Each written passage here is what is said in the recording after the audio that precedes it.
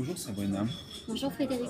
je voulais te poser une question sur la féminité, sur ta part féminine. Est-ce qu'il y a des moments dans ta vie où tu ne te sens pas féminine? Et quelle différence ça fait pour toi et à quel moment, de quelle manière ça fait de ne pas ressentir cette part féminine? Ok.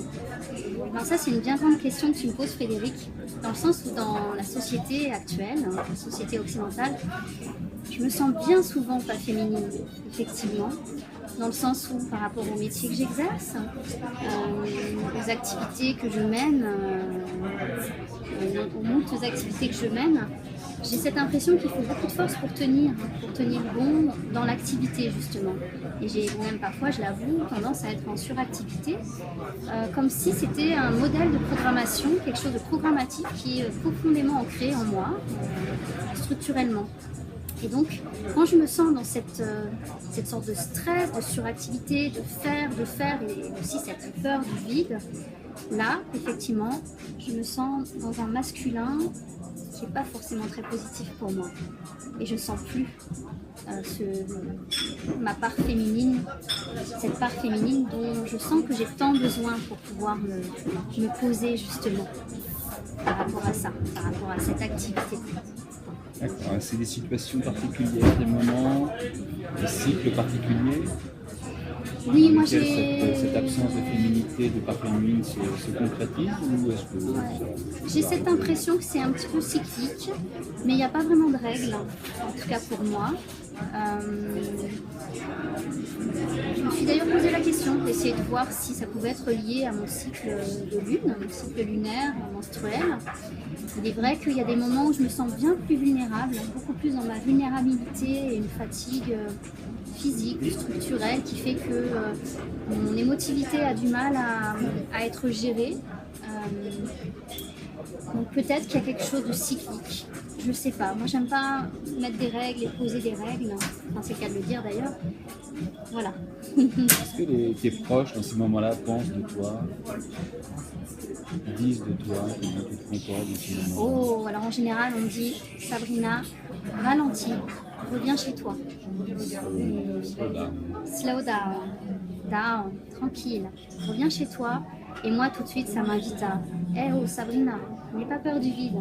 Le vide, ça peut être aussi un plein, ça peut être un socle de sécurité, malgré ce qu'on peut croire, malgré toutes mes croyances. Et je pense que c'est ça le vrai féminin, c'est peut-être cette notion de lâcher prise qui n'est pas lâcher finalement, qui est comme si dans une volonté quand même, je pense que le lâcher prise c'est quand c'est quand même volontaire. Et dans cette volonté structurelle, on lâche, et on se détend, pour moi en tout cas, et je laisse ma part plus aquatique, plus émotionnelle, se poser, sachant que c'est là que le masculin va être bénéfique pour moi, c'est que je vais pouvoir me poser comme cette image, de me poser dans une baignoire, prendre un bon bain ou un bon jacuzzi, et de me sentir en sécurité et pouvoir être vraiment là dans je ralentis, je suis moi, je me rapproche du cœur de mon être. D'accepter ce que tu es, Et oui, tu ressens. c'est vrai, et ça, c'est un point fondamental. C'est quelque part le fait de ralentir et de revenir chez soi. Pour moi, c'est aussi revenir chez soi, c'est me voir. Plus me voir, parce que quand on est dans une activité, dans une suractivité, on oublie plein de choses. Le temps s'accélère, mais quand il ralentit, je reviens chez moi et c'est là que je me vois vraiment et que j'ai vraiment accès aux émotions, à mon émotivité, à mon être profond. Et ça, c'est pas forcément évident. Et de là, une des clés, c'est effectivement l'acceptation. Accepter ce qui est. Ce qu'une part de moi, la part peut-être plus jugeante, pourrait dire oula, attends, Sabrina, là, ça me va du tout, j'aime pas comme tu es. Ben non. Peut-être intégrer cette qualité de bienveillance ou de bonheur, comme on parle en psychologie biodynamique. Cette approche que j'ai beaucoup, qui me tient beaucoup à cœur. Là, ces vertus de bienveillance et d'acceptation de ok, plutôt qu'être dans la dualité, c'est pas ok, c'est pas bon, c'est bien, c'est pas bien. Là, c'est tout simplement. Tu penses que ces prises de conscience sont accessibles à tout le monde, toute femme? À toute femme et peut-être bien à tout homme, mais là on parle, si je parle au nom des femmes, surtout au nom de moi-même et puis de ces femmes à travers le monde, moi je pense que c'est accessible. Encore faut-il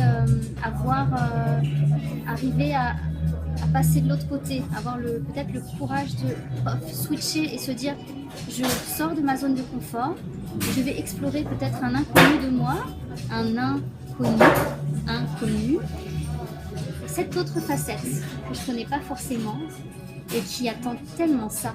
C'est mon être le plus profond, mon âme qui attend, qui dit reviens, viens me rencontrer. Donc je pense qu'on est toutes capables d'accéder à ça. Après, évidemment, ce qui n'est pas évident, c'est de sortir de sa zone de confort, de ses conditionnements. La place de la femme dans notre société n'est pas évidente. Donc là, après, il y a encore beaucoup de choses à dire.